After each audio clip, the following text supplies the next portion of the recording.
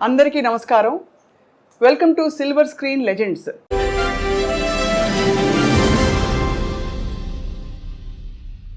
ఇవాళ మాట్లాడబోయే లెజెండ్ ప్రతి భాషలో దాదాపు చాలా రకాల పాత్రల్లో విలన్గా, క్యారెక్టర్ ఆర్టిస్ట్గా, ఇంకా హాస్య నటుడిగా అందరినీ అలరించిన మహానుభావులు. దాదాపు 4.5 దశాబ్దాల నటనా ప్రయాణంతో పాటు జీవితంలోని ఎన్నో అనుభవాల్ని నేరుగా చవిచూసిన దిగ్గజం. అండ్ వారు పద్మశ్రీ పురస్కార గ్రహీతగా కూడా అందరికీ సుపరిచితులు.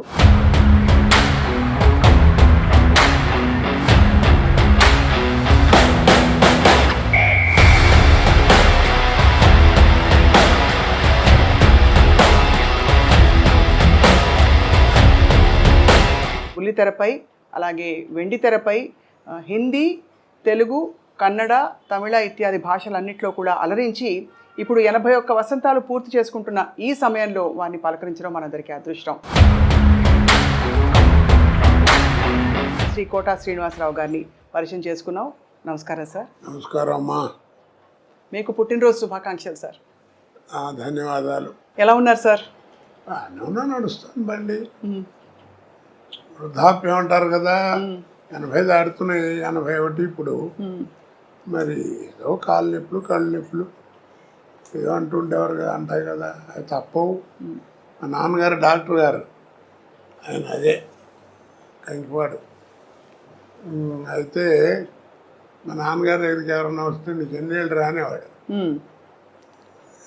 50, 60 వస్తుందండి అని ఆయన చెప్పారు. నీకు వైద్యం ఏ వైద్యం ఏ వ్యాధికైనా చేయొచ్చు, కానీ నువ్వు 2తో జాగ్రత్తగా ఉండరా అనేవాడు. ఏమిటారా అంటే, ఒకటి కళ్ళు, 2 కాళ్ళు. ఆ 2 జాగ్రత్తగా ఉంటే నీ పని నువ్వు చేసుకోవచ్చు అని, ఎవరి మీద ఆధారపడకుండా. అవును, అది అలాగా. మీ డైలాగ్ ఒకటి ఎప్పుడు వెంటాడుతుంటుంది సార్, జిస్కే పాస్ పవర్ హోతే హై ఉస్కా రైట్ బి రాంగ్ బి రైట్ హోతా హై. గుర్తుందా సార్ ఈ డైలాగ్? ఏ సినిమాలో? సర్కార్. అది అమితాబ్ బచ్చన్ గారు ఎలాంటి ఆర్టిస్టు, ఎంత గొప్పవాడో మీ అందరికీ తెలిసిన విషయం. నేను చెబితే ఎగతాళిగా కూడా ఉంటుంది. అలాంటి ఆయనతో యాక్ట్ చేయడం అనేది సహజంగా ఎవరికైనా అదృష్టమే. అయితే ఫస్ట్ డైలాగు రామ్ గోపాల్ వర్మ గారు ఆయన ముఖం మీద ముఖం పెట్టి డైలాగ్ చెప్పి క్లోజ్ పెట్టారు. సరే, నేను డైలాగ్ కడక్కని చెప్పించాను, సింగిల్ టేక్ ఓకే అయిపోయింది. రామూజీ అన్నాడు ఆయన, అమిత్జీ అంటూ వచ్చాడు ఆయన. Perfect selection for this character sir, are you from stage అన్నాడు నన్ను. అంటేను నేను I acted on the stage for 25 years. Yes, that potentiality I'm seeing you అనగానే వాళ్ళ అబ్బాయి కూడా అక్కడ ఉన్నాడు, ఏదో ఫోన్ మాడుతూ పక్కకి. అమీన్ అన్నాడు, అప్ప అని వచ్చాడు. Is mister Srinivasarao from Hyderabad. It is a great privilege to you to act with him అన్నాడు.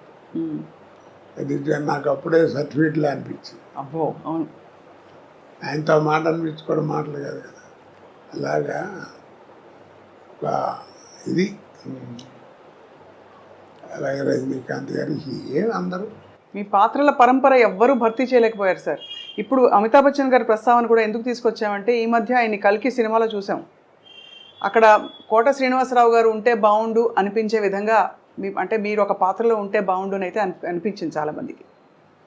ఇప్పుడు ఇంకా యాక్టివ్గా యాక్ట్ చేస్తున్నారా సార్? చేయటం అంటే ఇప్పుడు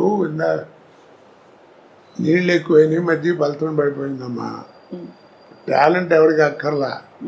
ఇప్పుడు హీరో అని అప్పుడంటే ఆ రోజుల్లో టాలెంట్ ఉన్న వాళ్ళే తక్కువగా ఉండేవారు, జాగ్రత్త గట్టిగా పట్టుకుని వాళ్ళే స్థానం పట్టేవారు. ఇప్పుడు ఏమిటంటే హీరో అంటే 40 మంది 50 మంది ఉన్నారు, కమెడియన్స్ ఎంతమంది ఉన్నారో ఎవరికి తెలియదు. అలాగా ఎవరిని చెప్పలేకపోతున్నాం. ఒక పద్ధతి పాడు ఏం కనపట్లా. ఇప్పుడు సినిమా ఎక్కడ లేదు, అంతా సర్కస్.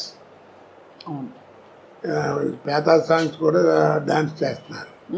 ఇక్కడ సర్కస్ చూడలేక భయపడి మన ఫుడ్ కూడా పోద్దని జమిని సర్కస్ కూడా మూసిచ్చారు. అలా తయారైపోయింది. ఆ క్వాలిటీ అవి పోయినాయి, ఆ కథలు పోయినాయి, అవన్నీ పోయినాయి. అప్పట్లో ఏమిటంటే సినిమా ప్రభావం మనుషుల మీద ఎక్కువ ఉండేది. ఇప్పుడు ఏంటంటే మనుషుల ప్రభావం సినిమా మీద వచ్చింది. అంటే ఏ విధంగా సార్? అంటే కొన్ని ఉదాహరణలు ఇవ్వగలుగుతారా? ఈ మధ్య సినిమాలు ఏమన్నా చూసారా మీరు? ఏవో టీవీలో వచ్చేవి. ఇప్పుడు నేను కనీసం నాతో 100-110 సినిమాలు చేయించుంటారే పొలిటికల్ క్యారెక్టర్లో. మరి ఏది కోట శ్రీనివాసరావు బోర్ కొట్టాడని అనలా. అది ఎక్కడి నుంచి వచ్చింది అంత నాకు ఎక్కడి నుంచి వచ్చింది అబ్జర్వేషన్. ఇప్పుడు టీవీలో మాట్లాడటం, బయట మాట్లాడటం చూస్తున్నాం కదా. ఆ రోజుల్లో అలా ఉండేది కాదు. ఆ రోజుల్లో కైకాల సత్యనారాయణ గారి దాకా వాళ్ళకి ఏంటంటే 5 రకాల సినిమాలే ఉండేవి. సాంఘికం, పౌరాణికం, జానపదం, చారిత్రాత్మకం, కౌబాయ్. 5 సినిమాలు. ఈ 5 సినిమాల్లోనే ఎవరు నటించినా నటన కూడా అలా ఫిక్స్డ్గా ఉండేది. సపోజ్ మహమ్మదీడు వేషం వేశారనుకోండి, మీకు ఇస్తే మాకు ఇస్తాం, మాకు పెడితే మీకు పెడతాం, అట్లా ఉండేది భాష. పొలిటికల్ లీడర్ చెప్పాలంటే సోదరి మనలారా అలా ఉండేది. పౌరాణిక అలాగా. ఇప్పుడు అలా కాదు కదా. అందుకని అప్పుడు యాక్టింగ్ కానీ ఇవి కానీ రిస్ట్రిక్టెడ్గా ఉండేవి. ఇప్పుడు ఆ రూల్స్ రెగ్యులేషన్స్ ఏం లేవు. ఇప్పుడు అన్నీ అందుకని అబ్జర్వేషన్. ఇప్పుడు బయట ఏ క్యారెక్టర్లు ఎక్కడ దొరుకుతాయని చూస్తుంటాం. మేనరిజమ్స్ అవును అలాగే ఆ తేడా బాగా వచ్చేసింది. తర్వాత ఇప్పుడు ఏంటంటే సినిమా తీసేవాడికే క్వాలిఫికేషన్ లేదు, డబ్బు ప్రాధాన్యం.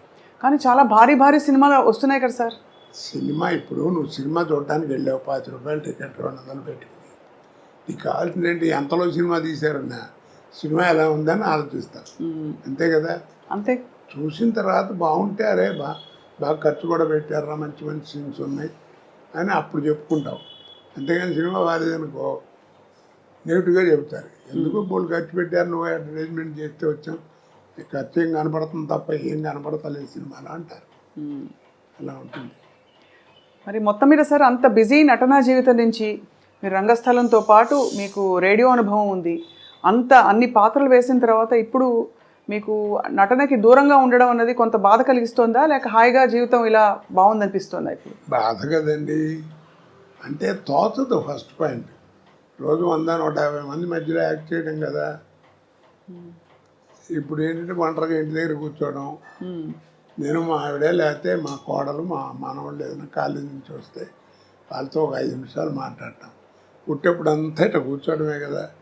ఇక్కడో ఇంట్లోనో లేకపోతే ఎక్కడో అక్కడ ఫోటోలు చూసుకుంటా అవి చూసుకుంటే అంతే. ఇక బోర్ కాదు, పిచ్చెక్కిపోతుంది. అంటే నాకు అప్పుడప్పుడు అనిపిస్తుంది, నేను జీవితంలో 2 బాగా కోల్పోయాను. నాకు మళ్ళీ బిజీ అయిన వాడు ఎవరైనా అంతే.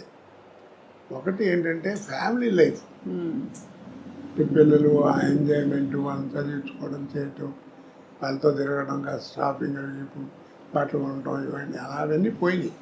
అసలు దూరం అయిపోయాను. 2 జనరల్ నాలెడ్జ్. అవును. ఎంతసేపు ఆ కెమెరా యాక్షన్ ఇవే తప్ప ప్రపంచం బయట ఏం జరుగుతుందో కూడా తెలియదు.